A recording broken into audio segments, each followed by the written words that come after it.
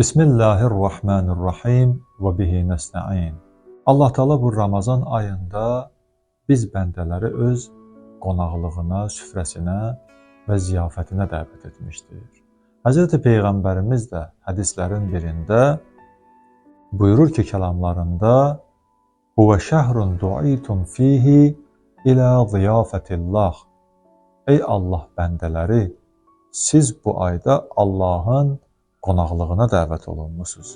Və cu'iltum fihi min əhli kəramətillah. Allahın qonaqlığına dəvət olan insan təbii ki, Allahın kəramət əhli bəndələrindən olacaq. Allah Teala öz qonaqlığına, öz süfrəsinə, öz ziyafətinə dəvət etdiyi bəndələrinə kəramət verər. Kəramət nədir? Kəramət elə bir şeydir ki, Allah Teala Qur'an-ı Kərimdə də bu sözü işlədir, mələklər üçün də bu sözü işlədir, insanlar üçün də bu sözü işlədir. İnsan əgər kəramətli olarsa, bütün xeyirlər insanda olar. Yəni kəramətli insan odur ki, onda xeyir var, ondan xeyir gələr, ondan fayda gələr, ondan insanlara ziyan gəlməz, ondan insanlara zülm gəlməz, bədxahlıq gəlməz. Ancaq xeyir, bərəkət və nemət gələr. Bir insanı Allah bu cürünə xeyir mənbəyi edərsə, xoş o insanın halına. Bu Ramazan ayında insan özünü bu həddə, bu mərtəbəyə çatdıra bilər ki, Allah ona kəramət bəxş etsin. Ramazan ayının süfrəsi digər süfrələr kimi deyil. Ramazan ayının süfrəsində, yəni oruc tutarkən insan yemək, içmək süfrəsi deyil. Yemək, içmək süfrəsində oturmayıb və Allahın dəvəti də, Allahın qonaqlığa dəvət etməsi də yemək, içməyə dəvət etmək demək deyil. Bəli, iftar süfrəsi var, onlar da gözəldir, bərəkətlidir.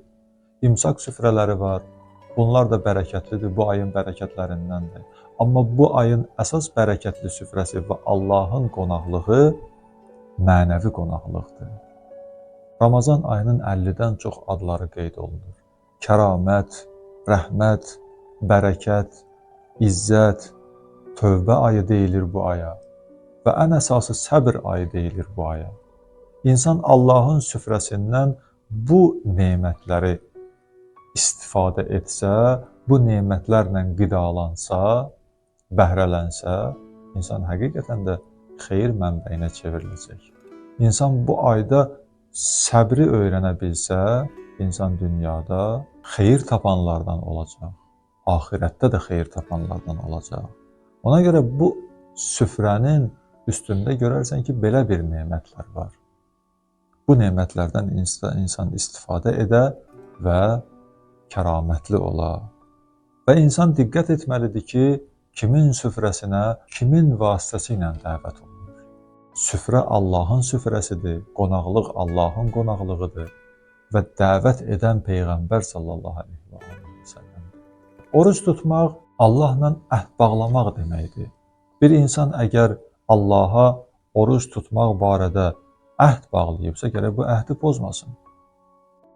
İnsan hər bir əməlinə görə Allahla əhd bağlayıb. Baxın, Allah Teala bu əhdlər ki, bu sözlər ki vermişik Allah Teala'ya, ki dünyaya gələrkən sənin vacibatlarını yerinə yetirib haramlarından çəkinərik. Bunları gərək biz ucuz şeylərə dəyişməyək. Allah Quran-ı Kərimdə buyurur ki, وَلَا تَشْتَرُوا بِعَهْدِ اللّٰهِ ثَمَنًا قَلِيلًا. Allaha verdiyiniz sözü ucuz qiymətə satmayın. اِنَّمَا عِنْدَ اللّٰهِ هُوَ خَيْرٌ لَكُمْ. Allah yanında olan sizin üçün ən xeyirlidir. Siz ki Allaha söz vermişsiniz, bu işi görəcəksiniz.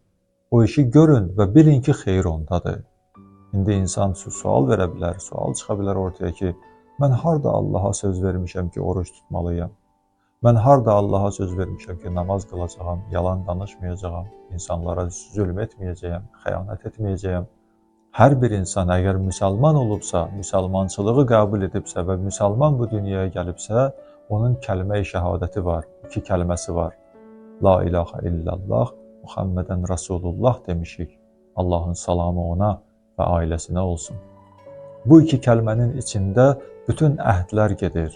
Yəni sən Allahı, Peyğəmbəri qəbul edəndən sonra Təkcə onların adlarını yox, onların bütün buyruqlarını qəbul etmisən. Əgər qəbul etmisənsə, onun içində namaz da gedir, oruc da gedir, günahlardan çəkinmək də gedir. Ona görə insan Allahla əhd bağlayıb ki, oruc tutacağam.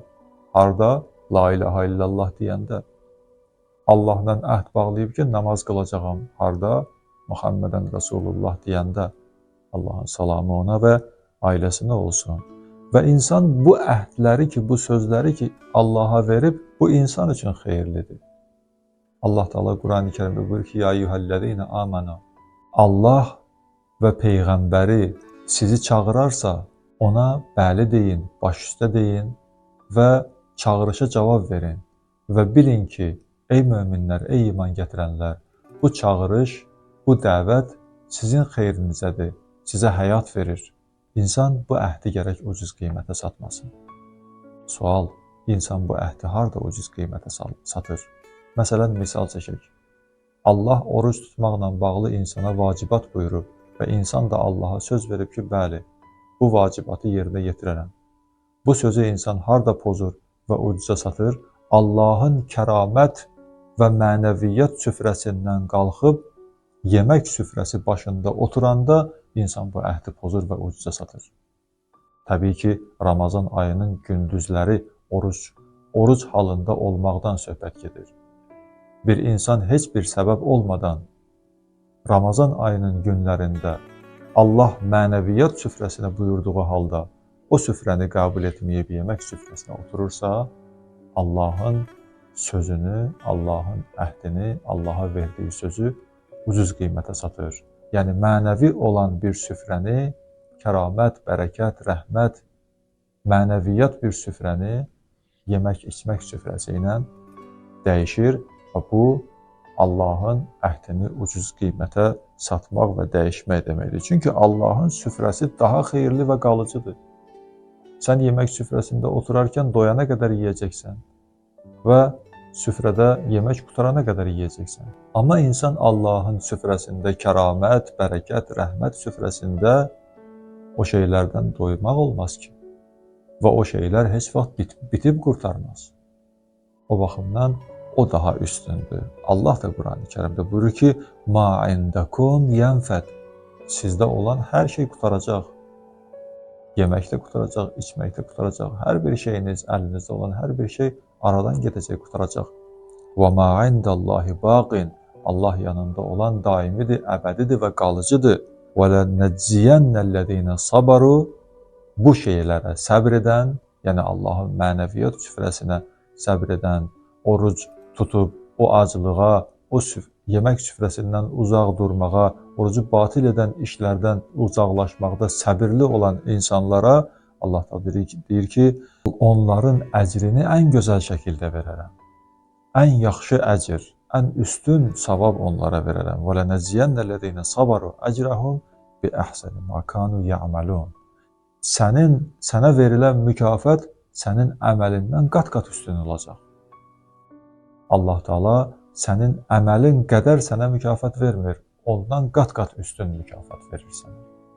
Ona görə insan gərək bu mənəviyyat ayını, bu Ramazan ayını ucuz qiymətə dəyişməsin, ucuz bir şeyə dəyişməsin.